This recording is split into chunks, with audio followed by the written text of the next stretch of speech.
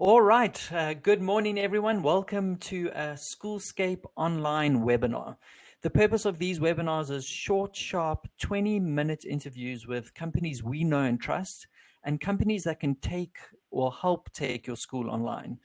We've realized taking your school online is more than just being able to have a class at home for home learning, but it's the administration, the technology, the communication.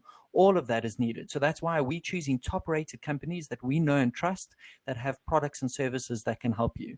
So today, online with me, we're going to be jumping in with Derek Underwood from EduBoard. EduBoard is a leader when it comes to interactive whiteboards. I asked them earlier, and they have over 1,000 schools that they have dealt with in the last couple of years. So they are an expert, and they're going to give us a little bit more info on Zoom. So at the moment, Zoom has taken the world by storm. If you haven't yet done a Zoom call, you are one of the few people. They've jumped to that kind of level. So this session is all about understanding Zoom to see if it's relevant for your school.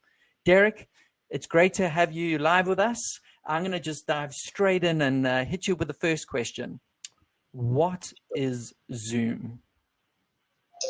Okay, basically Zoom is a video conferencing form that allows participants to work and operate and educate, more importantly, remotely. And as we've been thrust into this situation now, I think it was Winston Churchill that said, let's never let a good crisis go to waste. We're certainly in a crisis here. It feels like more like a tsunami or a hurricane. I just had a small little message for everybody. Hope you can read that. I think that's pretty much what we got to learn to do right now. I don't know if it's just a storm, as I say, it's more like a hurricane. I think we just got to survive that. All storms will pass and we will get through. I hope we come out the other side. So technologies like Zoom will allow us to still collaborate with each other, socialize with each other by having audio and video pretty much almost like we're talking in front of each other.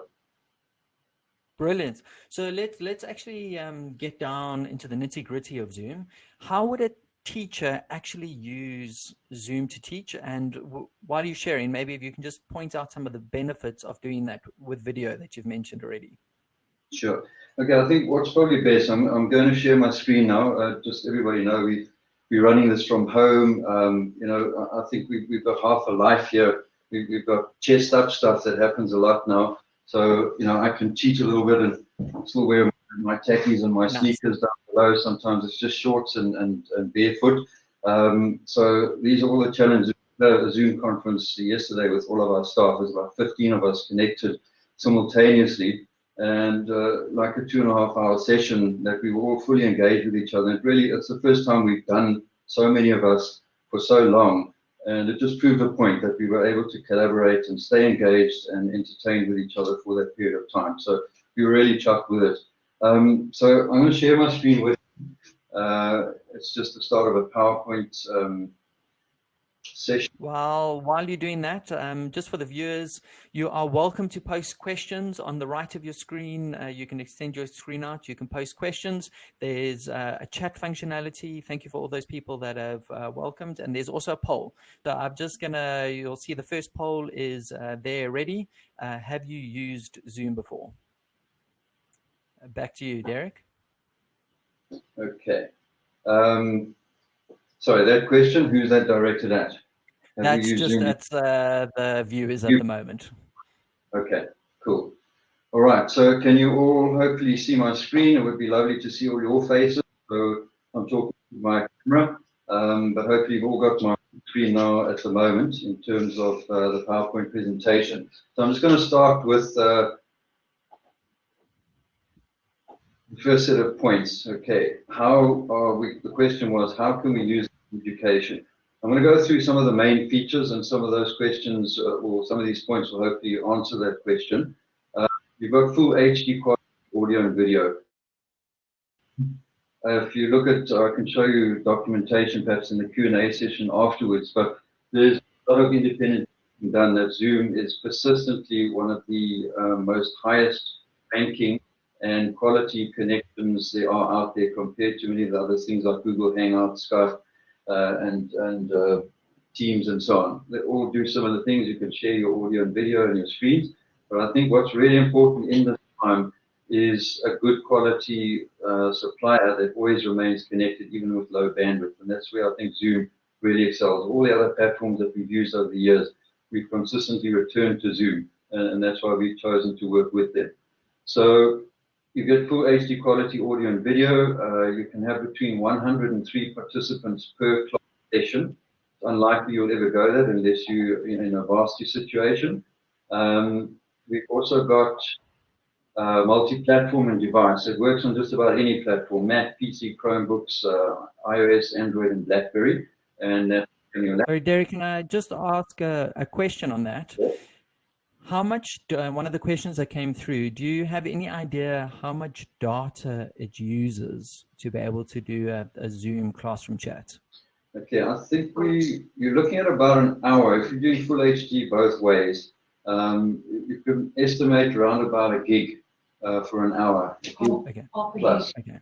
It ranges depending on the connectivity, because what Zoom also does, it scales your feed according to the quality of your connection automatically. So if you've got a lower connection, it'll chomp things down and push through obviously the lower bandwidth, and hence you use less data. So I would say anywhere between half a gig and 1.5 gigs would be an hour session that you'd need. Okay. So also I just see Sarah Jane commented she had an hour call last night via mobile phone, and it only used 180 megs. Okay. The other person on the other end had their video on. So I think that's a good idea. It will give you, around 500 megs should be a good ballpark for you as a teacher to realize it will use that kind of data. All right, Derek, back to you. Sorry. But certainly, if you switch your camera off, is the main part of the data requirement, is the video as opposed to audio. So things can be reduced a bit, but the whole idea is you want to see and hear everybody clearly, and that's what. So critical to have a good internet connection. We need speeds of, I would say, a minimum of about 3 megs, preferably up and down speeds, would be able to handle a type of video conference like this. 5 and plus would be preferable. I would say 3 is doable. If you've got that kind of speed, you should be good to do video and audio. Okay, whiteboard sharing. Okay, I'm going to go through all these practically in a moment. Multi-screen sharing, so we can share our screens with everybody and vice versa. There's co-annotation over any application or window. So Internet Explorer, for example, you can annotate on top of that. You can do file sharing both ways, to and from students. You can remote control the student device, as in similar like a team scenario where a teacher can actually go and remotely assist a person's laptop and desktop. And you can also allow the control of that to happen from the student back to you, which I'll try and give you a bit of a demo on that shortly. We can create breakout rooms, which I'll show you practically as well just now. We can do group messaging and chats. We can do polling, and we can also, what's really, really important, I believe, for education is to have recorded sessions.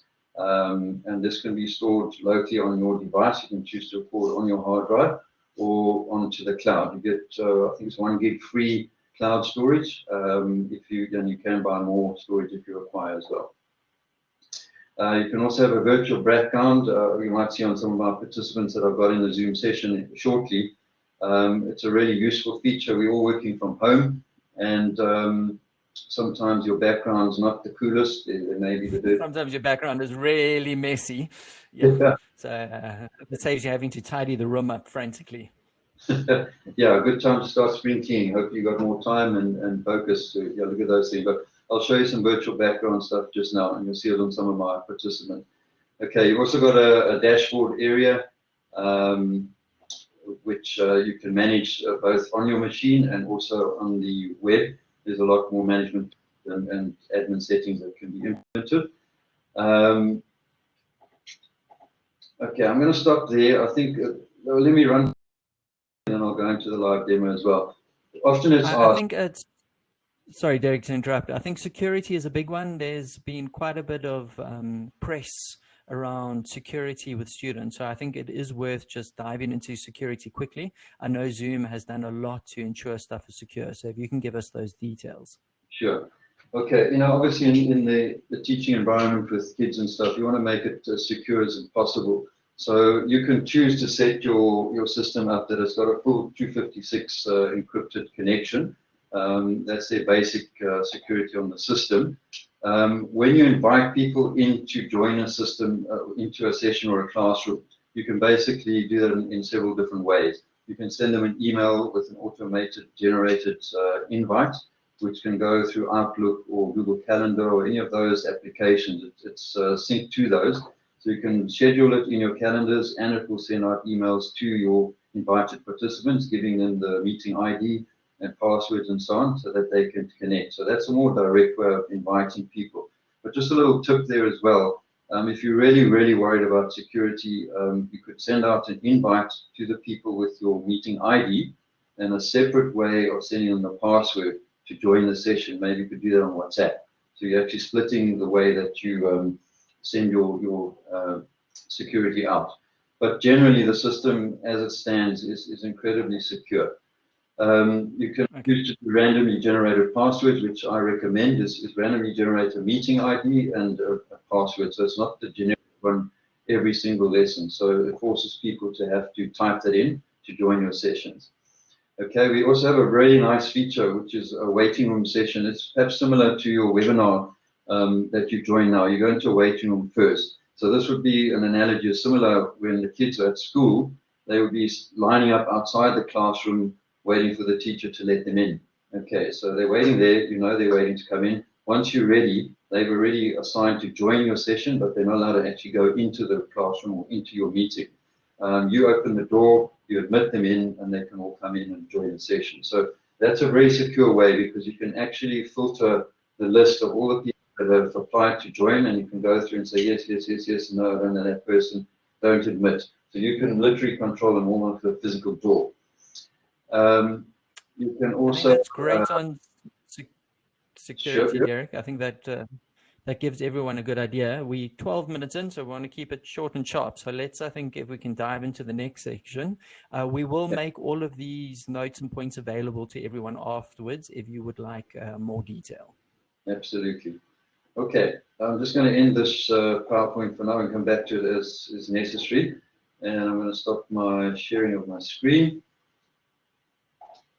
All right, so we should have full video back again. All right, I'm going to transfer now to this side. Okay, this is a Zoom session that I've set up, and I have some participants sitting in the background. We need some video from Jade and Galen. Essentially, here's how a typical session would look with a classroom. You'd have all these participants that are joining your session, and they would be coming in one at a time as you've allowed them to, or in bulk, depending how you've scheduled your meeting. And they would join in, and we need some more participants here. Can I invite you guys in?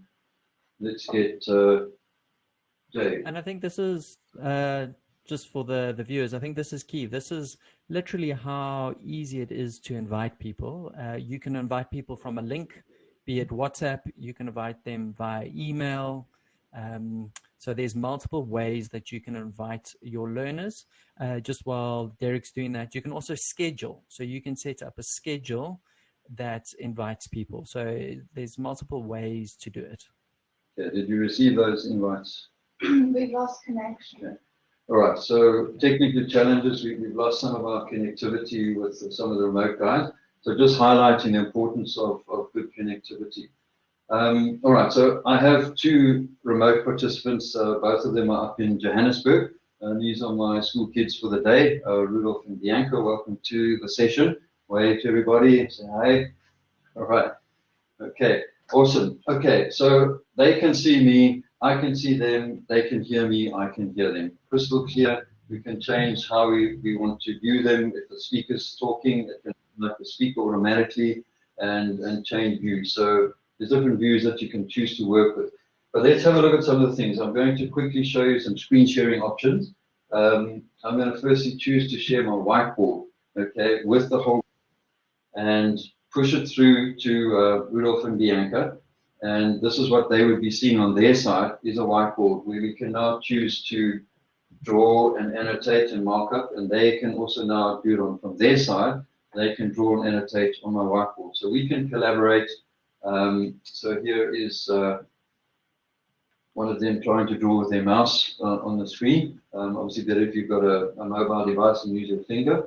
But theoretically, they can now collaborate fully on the system, drawing, writing, and collaborating with whatever it is on a traditional whiteboard. So great for brainstorming and just posing questions as if you were doing a normal whiteboard session on your whiteboard in the classroom. Okay. Okay, so Derek, maybe just on that point, I know a lot of the teachers are not going to have their whiteboards at home, so they can also share their normal PowerPoints, their screens, any software that they are presently using. There's a good example if you can run through that one, just to give them an idea of how they would share other resources. Okay.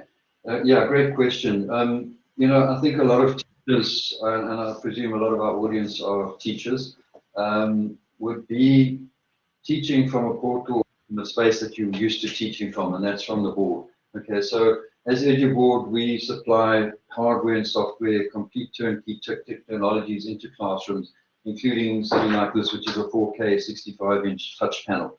And, it's just a really engaging way to obviously share your lesson with the folks. You don't need this to run it. You can do it from your laptop. You can run Zoom from your laptop with a headset and a mic quite successfully.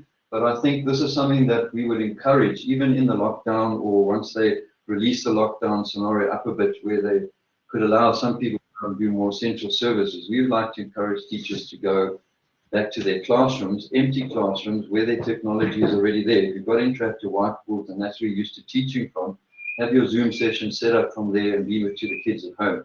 And then you can use your existing technology to run the whole session from an environment that you're already comfortable with. Okay. So, for example, I'm sharing this full screen to both Rudolph and Bianca. They're seeing it in full color. Are you seeing it in full color, guys? Are you happy?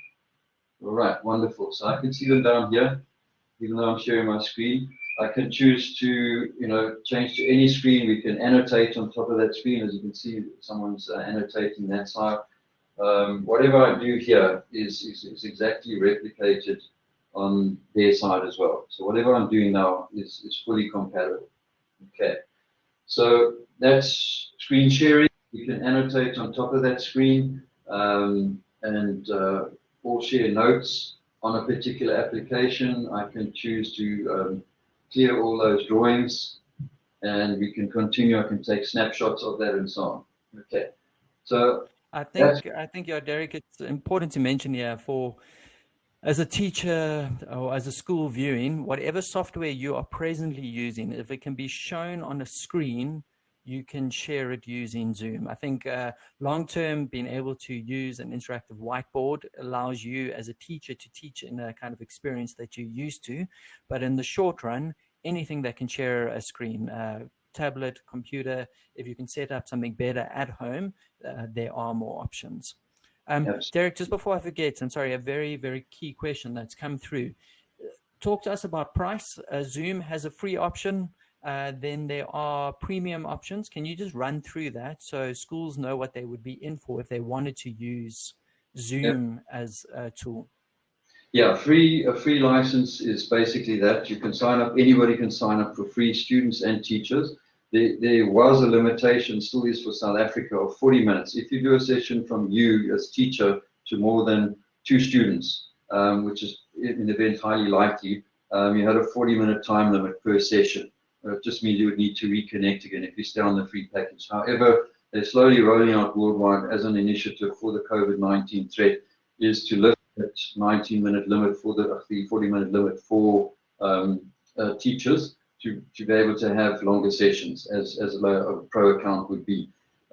If you work through us, we are an accredited referral partner of Zoom, and we can help apply on your behalf as an institution, as a school, to try and get that time limit lifted. But we can only do that as a school institution to apply for that. So that's the free one, and then the pro account is basically about 275 Rand per month. There's no limitations on time, as many up to 100 people or more that you can connect with simultaneously. However, there's an educational package. Again, it's for the institution or the school. You need 20 or more hosts and or teachers. that would sign up for that. And there it works out to about 140 Rand per month per participant or per teacher. Okay, remember the students can be free. They don't need to pay anything. It's the teacher and the host that requires the signing up. So that's okay. So if a school wants to go with the education platform that Zoom is offering, it's 145 Rand essentially per teacher, and students, they can have as many learners on for free. Pretty, yep. Just bearing in mind the figures that we're quoting are estimates because it's dollar based. So obviously that can shift the way our Rand and things are weakening at the moment. But that's just ballpark figures. All transactions would be done basically as international currency. So we're at the mercy of whatever exchange rates happen. But that gives you a rough idea. The education, which is about half the price of the Pro package with the same features and benefits. So it's quite a nice offer there. But try it out for free and see how you do. This is the perfect time to give it a go. Get your equipment up to speed and give it a go. If you like it, come and buy a license and take it from there. Okay, so Derek, if a school needs advice and needs help on actually setting up a license, they can just literally contact you and then you'll assist with that process. Is that correct? Absolutely, yeah. Yeah, we'd be most happy to do that. Okay, so Derek, I want to finish in a couple of minutes. We want to keep these short. What else do you think is key for a teacher to know about Zoom? And possibly you can also include why, as EduBoard, you really back it as a solution for schools to use. Okay, I think, you know, I could show you more features here, but I think we're running short of time. I'm just going to mention 2 or 3 other features that I think are really cool. It take a few more minutes to demonstrate, but one of them is breakout rooms, and I think that's really an awesome feature for education. Here, everybody's in the main session. What I can do is to create a breakout room, which would effectively allow me to put the group. Say there's 30 kids. If we can put them into different rooms, say 5 kids per room, and the teacher can come into any of those rooms at will and see how they're doing. So in other words, you've done your main lesson for 15 minutes, you then assign breakout rooms, so many kids per room. They then follow up on their assessment or the assignment that they've been given to do, collaborate with each other. Teacher can come in there and assist them as need be. When they're all done, you bring them back to the main group again and continue. And I think that makes it like a real life scenario where you can actually do that from the school. You can do that in Zoom as well. So I think that's a really great feature. We can also do things like polling. You can set up polling questions beforehand. You maybe can't see this clearly on your screen there, but I've made 2 questions which Rudolph and Bianca can answer from their side. So they're busy voting at the moment, and you can just quickly do a poll like that and get a quick survey of who's on board, who's on track, who's not coping at the moment, and so they go. All right. So I'm just going to end that polling session. And you can obviously do chat groups. You can, as part of the security, you can limit your chats to only be from the host, and so that everybody's not texting away and disrupting each other. You can control all those things: screen sharing, chatting, sharing of files. I think is another very useful feature. You can share documents and photos and pictures with all the students or one student, and vice versa. So a lot of these things can be two-way, and the host, the teacher, can control all of that as to how much collaboration can or can't take place. All right. So that hopefully gives you a snapshot of Zoom, a really simple but powerful and reliable solution. I think EduBoard, we've chosen it. Simply the stats show that Zoom is I think in the US, they've done some independent studies there. Of the 200 top universities in America, 85% of them are all using Zoom, their chosen video conferencing platform. So their rankings are supremely high. So as I say, we've just found them extremely reliable and definitely a product of choice for us to recommend. There are some other great solutions out there, but Zoom definitely number 1 for us. And I think worldwide it's rated always in the top 1 or 2 solutions that are out there. Okay. Fantastic. Derek, thank you. I actually want to just ask one last question, just because you've got an interactive board behind you. I know teachers are used to, and this is going to be slightly off Zoom, but I think it might be relevant at the moment. Teachers are used to standing in front of a board. what would your recommendation be for a teacher in setting up essentially a home classroom? Say they can't get to the school to use their interactive board.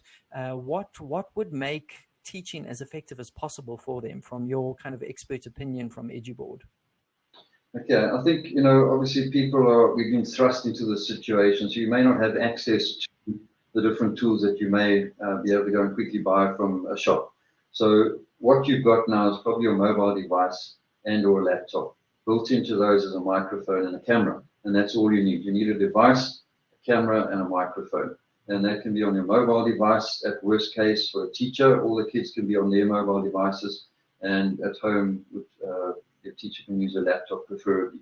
And set it up so that your environment is as clear with the lighting and background noises as free of distractions as possible, and you're good to go. But just bearing in mind, similar to what I've been doing now, I've been using a wireless mouse to control the webinar, but I'm also using this now as a separate system to run Zoom. So when I'm trying to work over there, I'm using my mouse here, and it's a bit awkward, whereas this is far more intuitive to run a session from a board like this. It's far more comfortable. So can a teacher have this in their home? Yeah, if you can buy one of these from us, you're welcome. As soon as lockdown's up, we're waiting for your calls. But you don't necessarily have to go this level. This is our top of the range, 4K quality panels. You can also have something like this, which is another one of our developments. It's called the EduBox. I hope you can see it clearly.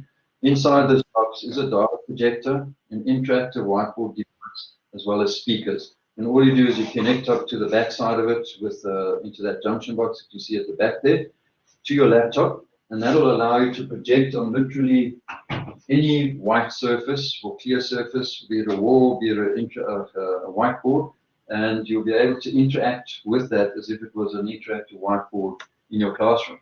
Okay, so this is a portable interactive device. Comes in a bag like this. You can literally carry it anywhere, set it up in 5 minutes or less, and you're ready to go with a full projected interactive whiteboard screen using a digital pen. So similar to what we do now in terms of touching and doing things here, you'll be able to do exactly the same with that device. So we have different solutions that can accommodate if you run hardware from home. There's definitely a viewable solution. Derek, thank you. I think that is absolutely brilliant.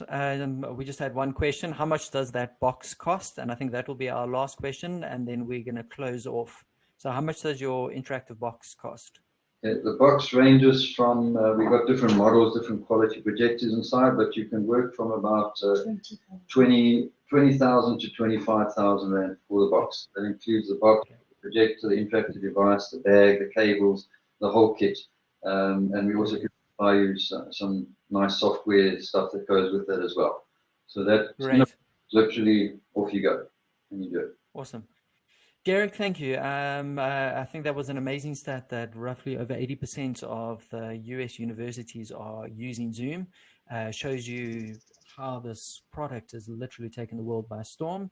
Thank you so much for everyone that joined in. We will make this full webinar available afterwards. You'll get an automatic email link where you'll be able to download and view. Derek, if it's all right, would you mind sharing your presentation with us as well? We can send that out. Are you happy with that? Absolutely. Brilliant.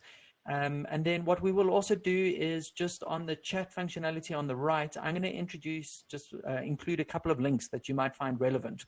We've got some people asking some questions on security. I'm going to pop a link on that. Also, Asa has done a very cool comparison between Zoom, Hangouts, Team, etc. So I'll include that. We'll give you a macro overview.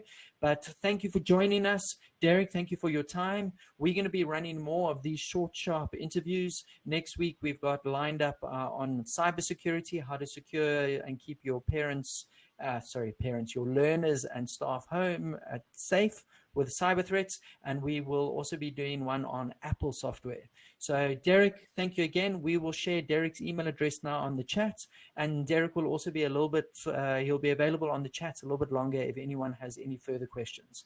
So thank you so much, Derek. We appreciate your time. Thank you for being an incredible top-rated supplier. Thanks very much, Peter. Yeah, really good, and thanks to Schoolscape for running the webinar. I think it's been really successful. And to everybody at home, wishing you safe and we'll get through this together, and look forward to seeing you on the other side. Thanks very much for your time. Yeah. Right. Thanks, Derek.